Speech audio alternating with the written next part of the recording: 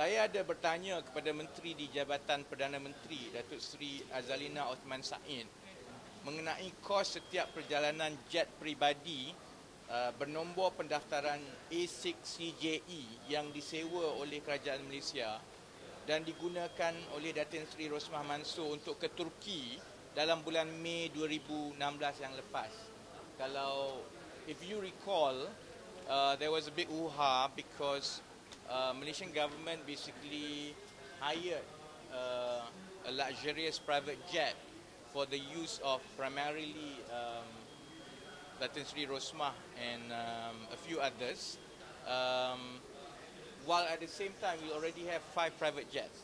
So saya tanyakan soalan berapa kos. Saudara-saudari boleh rujuk kepada jawapan yang diberikan oleh Menteri. Jawapan itu bukan satu jawapan.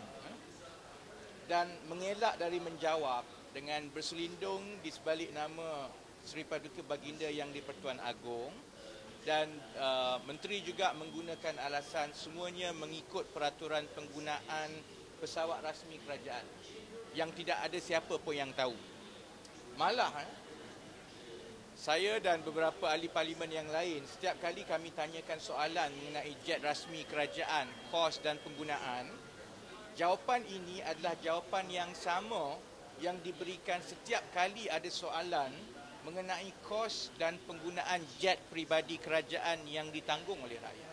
Semalam ada pendedahan bahawa anak tiri kepada Datuk Seri Najib, Riza Aziz, dan anak dia sendiri, Ashman Najib, turut menaiki jet peribadi kerajaan dalam rangka lawatan Perdana Menteri ke China. Jadi saya nak follow up daripada jawapan yang bukan jawapan daripada menteri yang bukan menteri. Oleh kerana jawapan selama ini ialah dia mengikut peraturan dan ini entitlement, maka berkenaan dengan Riza Aziz dan Ashman Najib ini, saya nak tanya soalan-soalan berikut. Pertama, jika jet peribadi kerajaan adalah untuk kegunaan VVIP negara seperti yang diberikan di dalam jawapan bertulis, adakah ini bermakna selain daripada isteri Perdana Menteri Datin Seri Rosmah Mansor yang sekarang ini satu dunia terima dia VVIP negara, selain daripada beliau, adakah kini anak dan anak tiri Perdana Menteri juga telah diiktiraf sebagai VVIP negara kerana mereka boleh menaiki jet peribadi kerajaan? Soalan kedua, assuming that they are not, dan saya rasa mereka bukanlah, mereka tidak termasuk senarai VVIP negara, apakah peraturan kerajaan mengenai penggunaan jet peribadi kerajaan? Siapa yang layak dan boleh menaiki jet peribadi kerajaan ini? Saya nak tahu secara terperinci setiap seorang yang boleh, adakah ahli parlimen seperti kami pun boleh menaiki jet peribadi ini?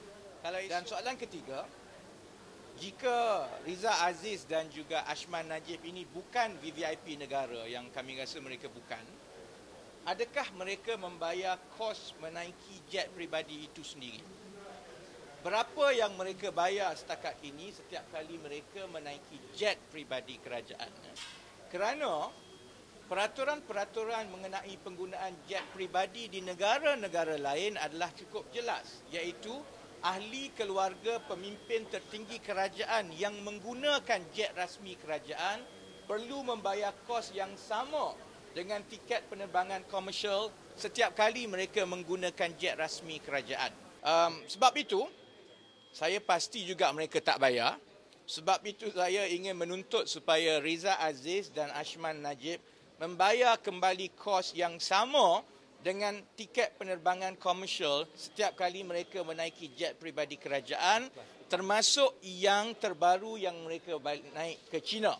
Paling kurang ini cara yang mudah yang kita boleh buat untuk dapat balik wang 1MDB yang telah digunakan oleh beliau untuk buat filem di Hollywood.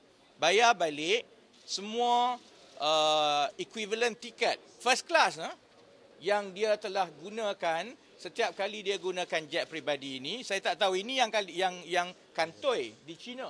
Saya tak tahu berapa kali lagi dia telah pakai government private jets, because he is not entitled, and even if he is entitled, he still has to reimburse.